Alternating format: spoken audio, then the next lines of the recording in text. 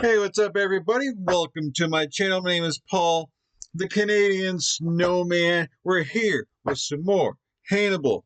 And if this is your first time watching me, we're on part 4 here. So what are you doing? You need to go back to part 1 because that's where the excitement begins. And you really don't want to catch this awesome story in the middle of it. So yeah, definitely do that. But anyways, on with the show. We're on Hannibal. Another, no surprise, right? Hannibal got to face the Romans last episode and came away with a great victory. They kind of like flanked them from both sides, got behind them, and all that awesome stuff. And they had to get out of Dodge. And Scipio kind of barely got out of there. His son saved him, or somebody else saved him. But anyways, he got out and lives to fight another day. So this is the Battle of Trebia. By the thumbnail, it looks like we're fighting in winter, which seems kind of crazy because we also had elephants in the winter. Well, they just went through the Alps, right? So I guess they're probably not. They're probably used to it by now. But it's just so weird to think of elephants in snow, right? You're always used to like elephants, I guess, in Africa. They cross the plains and all that fun stuff. But anyways, yes, we're going to jump into another awesome video of Hannibal. Please hit that like and subscribe if you're new here, which you're probably not new here if you're on part 4 with us right now. So which means if you're not subscribed, what are you waiting for? Subscribe, please. Thank you, and like the video. Oh, I'm sorry, guys. I get excited. I really love these adventures we have, with these war videos. And now, like, we're on an adventure with Hannibal, and it's kind of cool, like how we kind of like follow somebody and we kind of get to root them on and everything. So yeah, what am I doing? All right, full screen. Hope you guys are having an amazing day. It's right now. It's Friday evening for me as I'm recording this, so hope you guys have an amazing weekend. I know you're not going to see this till tomorrow morning, but anyways, have an amazing weekend. Yeah. I forgot my drink again. Oh well. 3, 2, 1, bam. This video is supported by our sponsor, The Great Courses Plus. Okay. Sponsor me. After the defeat at Ticinus, the Roman Senate looks to save face by blaming Gallic allies for being ineffective. Taking comfort in the fact that Hannibal has yet to face the vaunted Roman infantry. I mean, the Gallic allies, for me, I got to remember this is before Caesar, because, when I think of Rome, I think of the Caesar series where they have already kind of conquered all like the Gallic tribes. And I gotta keep reminding myself that hasn't happened yet. There were like 200 years before that. And so, but anyways, these Gallic tribes are probably tired of Rome anyway, and they maybe tired of Rome. I'm not sure how Rome treats them, but or Italy or whatnot. And so these tribes, like, oh, who's the new guy in town? If he treats us well, maybe we'll just switch sides. This Hannibal guy doesn't seem like a bad guy. And so, they're going to go whoever treats them the best, whoever they can, gain most from, right? So, Rome's tribes, I guess, they're like, Rome, you guys got to prove us, that you got to, give us some money, or else we're just going to fight for Hannibal, I guess. I don't know, but can't really blame the tribes. I mean, I guess they're allies, but I guess they're not that really tight knit. But anyways, 3, 2, 1. Well, also because they don't know who's going to win this war, and if he's doing really good right now, and they don't know, he might actually take over Rome and all that stuff, and so they don't want to piss him off and get him on their bad side if that's the case, right? So these tribes are kind of playing the guessing game of who's going to win, because, if they pick the wrong side, man, it's not good for them, right? But anyways, yeah, let's jump back into it here, guys. Save face by blaming Gallic allies for being ineffective. Taking comfort in the fact that Hannibal has yet to face the vaunted Roman infantry. Longus's arrival in northern Italy restores confidence. Hannibal now faces... Well, that's right. It was pretty much like wasn't that last battle that Hannibal won was mostly cavalry, right? So I really haven't seen like the Romans infantry like we've known. But I'm like, I'm assuming that they fight the same way they did when we saw the Caesar series. I mean, maybe I'm not sure, but anyway, let's get back to it. Sorry. Arrival in northern Italy restores confidence. Hannibal now faces armies of both Roman consuls. History parts, guys. Awesome channel.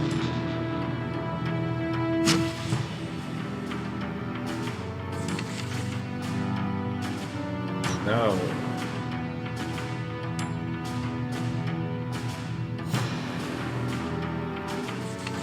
It's early December, 218 BC.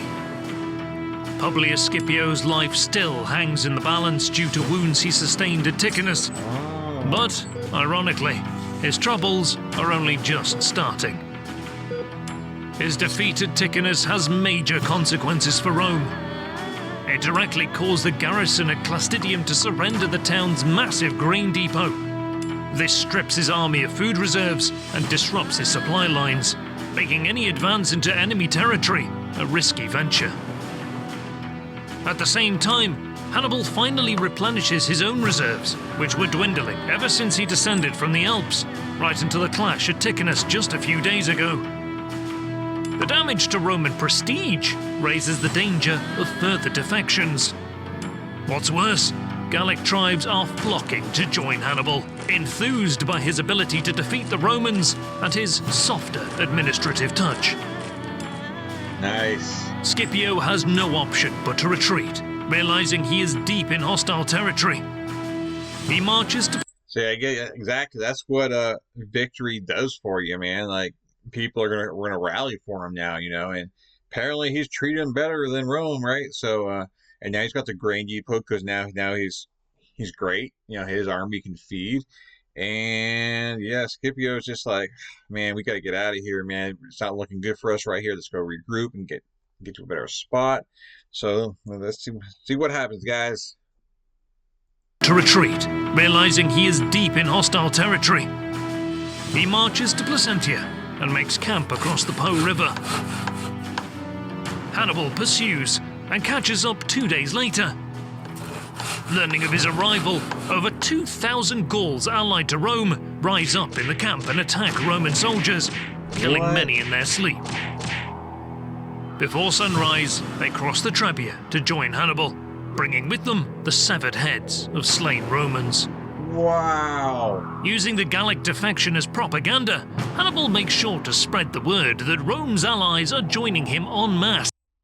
Damn, like, that is insane. They brought the heads of the Romans. They didn't get Scipio, though, obviously, but man, they turned on them, man. This is huge. This is kind of crazy. Just how, I guess, fast. I guess they're supposed to be allies, right? Rome's allies are just turning against them, you know?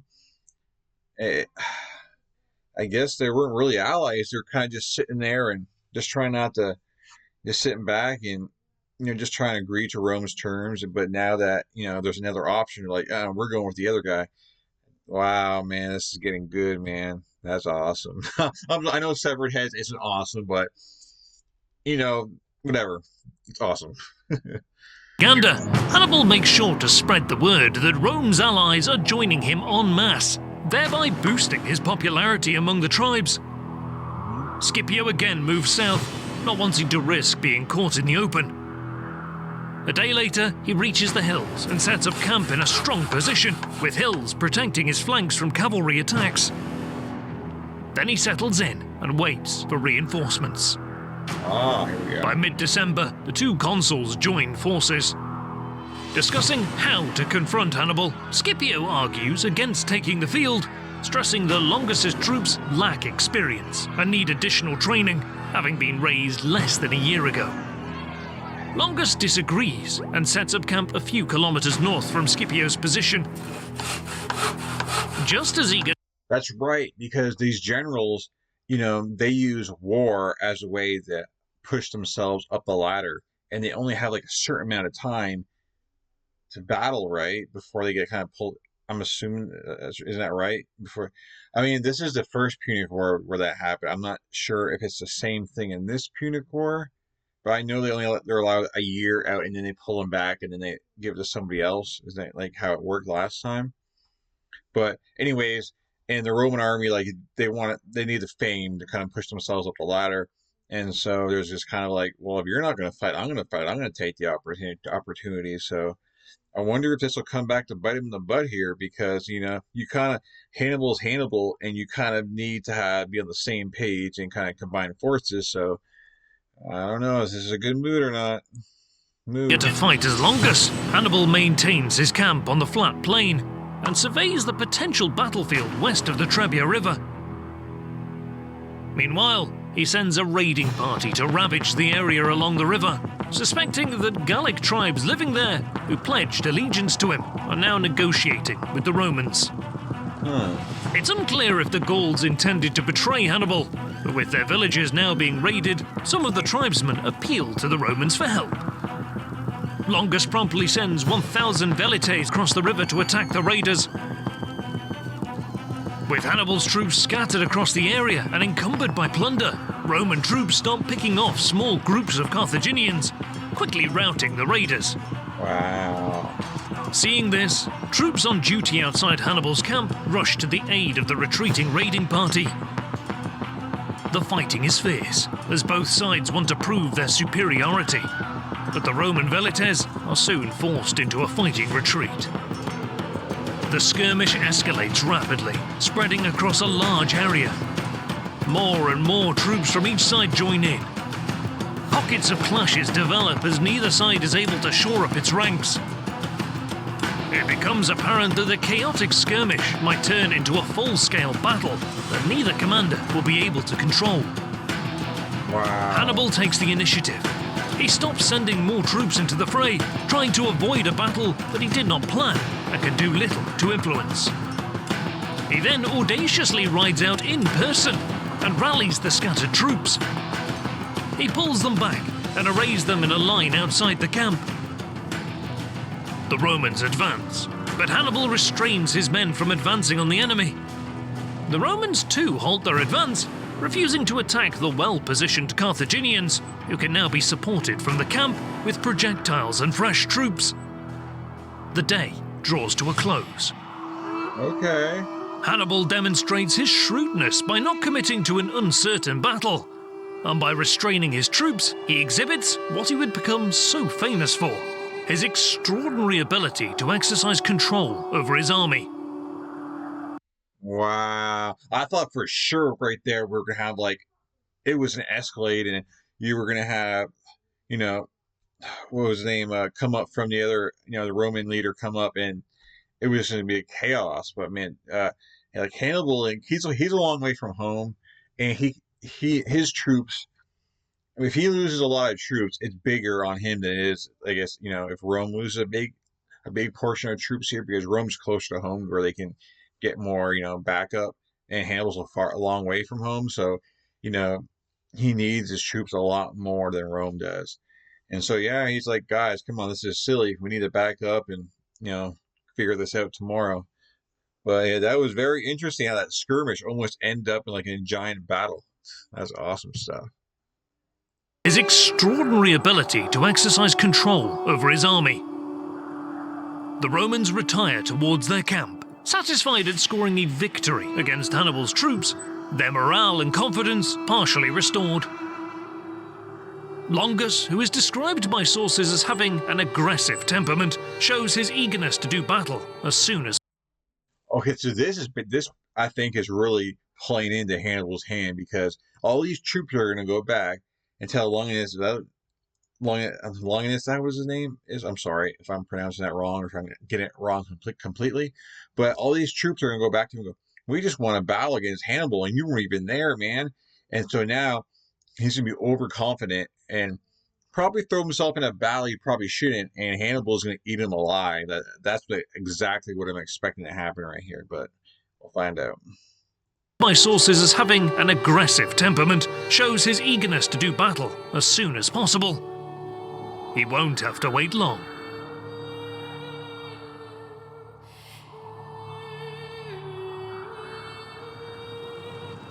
At dawn, Roman guards sound the alarm. the Carthaginians are attacking the camp.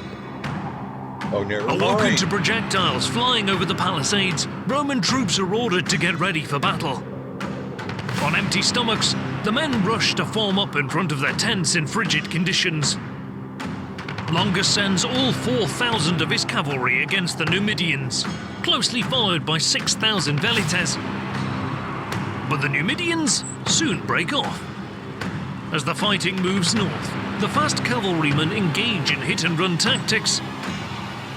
Longus marches out with the rest of his army to meet the enemy. Uh-oh. Heavy infantry forms into 3 columns, each some 3.5 kilometers long. They lag behind the cavalry and Velites, but make steady progress. Numidians continue to avoid a direct confrontation with the Roman cavalry and Velites. Meanwhile, Hannibal gathers his officers to lay out his plans. He offers words of encouragement and orders them to ready the men for battle. Well rested and well fed, Carthaginian troops take to the field. To the east, the skirmish continues. Uh-oh. The Numidians find themselves backed against the Trebia.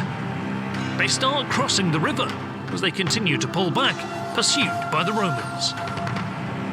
Arriving with the infantry and eager for battle, Longus orders the army to deploy on the western bank. Oh, wow. The 3 columns begin crossing, chest deep in the freezing water. Meanwhile, Hannibal sends 8,000 infantry forward. That's funny. Look at this. Whose idea was this? Shut up and march, the Romans say. Man, I'm surprised. I'm just because these guys are disorganized. Rome's disorganized right now. They're hungry. They're freezing. Hannibal's just waiting here like, okay, come on, bring it, bring it. I'm actually surprised he's not pushing forward to kind of get Rome's army while half their army is already across, you know? Oh my God, can't wait to see this. Meanwhile, Hannibal sends 8,000 infantry forward to support the Numidian retreat and to provide a screen for his own deployment. He then moves his main line about 1 kilometer towards the approaching Romans. Across the field, Longus's army takes several hours to deploy. After fording the cold Trebia, his men are hungry, soaked, and standing in the near-freezing temperature. The Roman consul places his Velites in the front, forms his veteran infantry in the centre, with Gallic and allied infantry on either side, and cavalry on the flanks. Hannibal deploys his infantry in a thin line, Gallic allies in the centre, with Spanish and Libyan infantry on either side. Elephants flank the infantry, while the Numidian and Gallic cavalry is further wide. Around noon, Longus orders his entire line to advance, confident in the clear numerical advantage of his heavy infantry. The Romans advance in good order. The flat plain, free from any obstacles, seems an ideal battleground for their style of warfare. Uh-oh, what's going to happen? Meanwhile, Hannibal holds the line, letting the enemy come to him.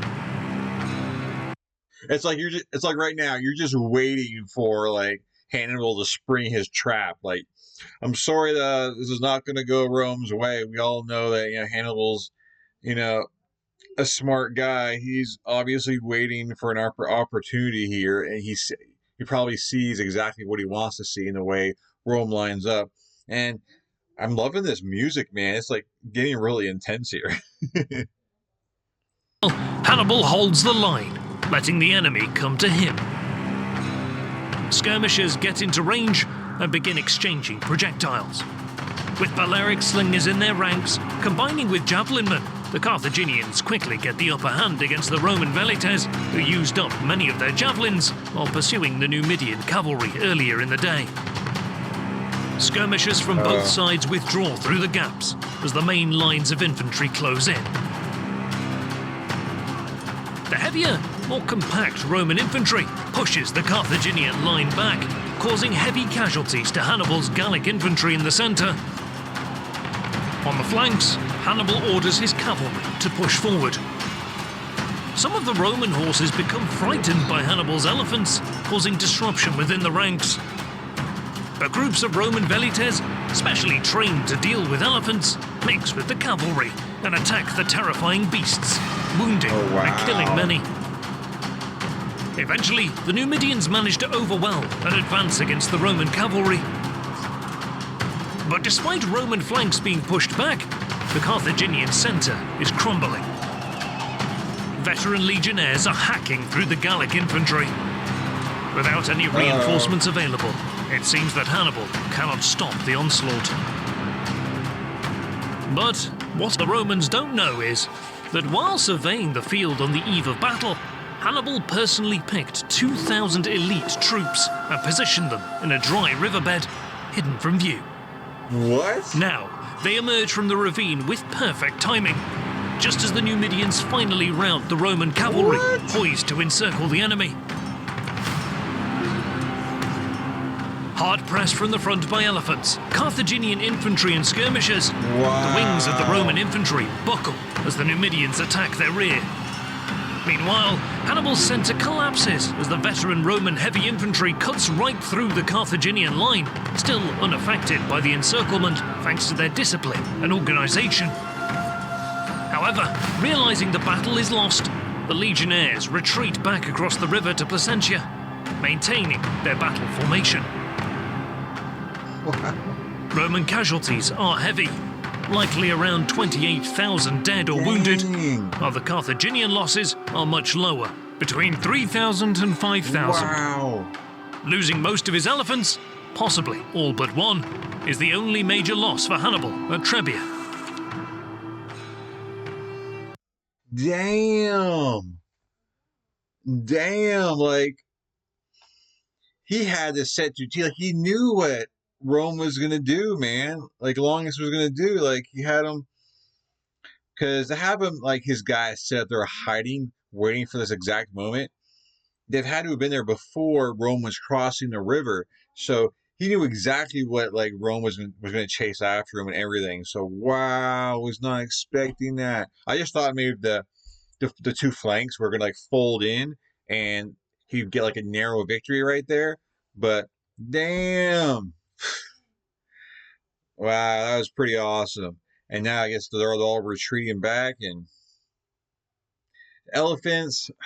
It kind of sucks with the elephants, man. Anyways, let's get back to the battle.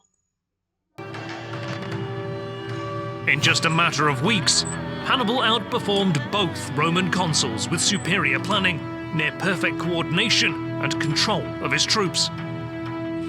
News of the defeat rocks the Roman Senate and causes widespread panic among the population. The damage to Roman prestige persuades many more Gauls to join Hannibal. Additional attacks on Roman outposts and towns cause further disruption, before cold weather finally forces armies of both sides into winter quarters. But as Hannibal's devastating campaign in Italy gains momentum, a seemingly minor event in Iberia could threaten the Carthaginian war effort in the long run. Oh, yeah? The battles of the Second Punic War belong among the greatest in history, some of which you can see on the Great Courses Plus in the highly detailed Decisive Battles of World History, a 36-lecture course that features some of the most pivotal battles throughout history. Great course graphic. You can learn the description and get unlimited access. If you enjoyed the video, please hit that like button and subscribe. Alright, Roman, what are these little scripts saying?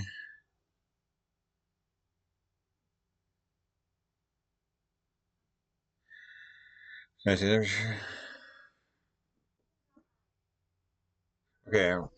I'm sorry. I was reading these. I wasn't sure if they were part of the video or if they were part of, like, the Patreon thing.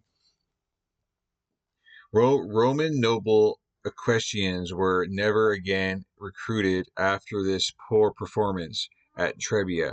In the future, Roman cavalry would be comprised of allies and mercenaries. Rivers Po and Trebia may have changed their courses over millennia. Actual site of the battle is unknown. Sources differ on camp positions and army movements. There is speculation that longest forced to battle, hoping for a big victory, which he could use as leverage in the upcoming elections. Well, yeah, the election thing we kind of know that it kind of helps him like rise. We help him, we help him rise up, right? So that would make sense. But yeah, another like huge victory. For Hannibal, the tactics are pretty amazing.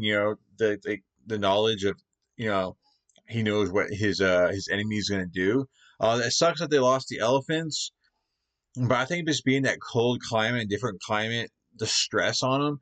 Like I really didn't expect elephants to last that long. I guess in the different climate and everything. So that doesn't really surprise me. I mean, I guess you'd rather lose them than your men because I don't know if they would be able to make it through that harsh winter, which they ended up having to do anyway. So I'm not. I'd rather. Yeah, I think I'd rather lose the elephants than your men. And but now the next episode, apparently we're going back to Spain, which apparently Rome's going to give Hannibal some trouble. Well, not Hannibal, but I guess like Hannibal's, captains or generals or whatever leaders over there, some issues. And so it might be one of those things, hey, man, we can't beat Hannibal. We might as well harass, the rest of his, army or allies or whatnot. But there you have it, guys. Another episode in the books, part 4, and another amazing video. I really enjoyed that one. That definitely surprised me. Like, I was not expecting that army to be in the woods, and talk about perfect timing. And it just shows, man, the two Roman leaders, man, they couldn't get on the same page. And the one, they wanted fame because they're more worried about themselves, like, about their own ambitions, that they're just forgetting about all of Rome and what needs to be done for all of Rome. But they're more, worried about themselves instead of the bigger picture. And, and there was a downfall right here pretty much. So there you have it, guys. I hope you liked this video. Please hit that like and subscribe, guys. Please and thank you. Definitely check out History Marks videos. This is my first time doing their channel, and I'm pretty sure I'll probably end up doing more of their videos. So, definitely check out their channel and see what other kind of videos they have to offer for way down the line, where you guys can, suggest again down the line. So that'd be great if you guys can do that too. So anyways, thank you guys for watching. Peace. I'll catch you guys in future videos. You guys are awesome. Thank you for all the support and all that good stuff. And I'll definitely catch you tomorrow. Awesome stuff, guys. Peace.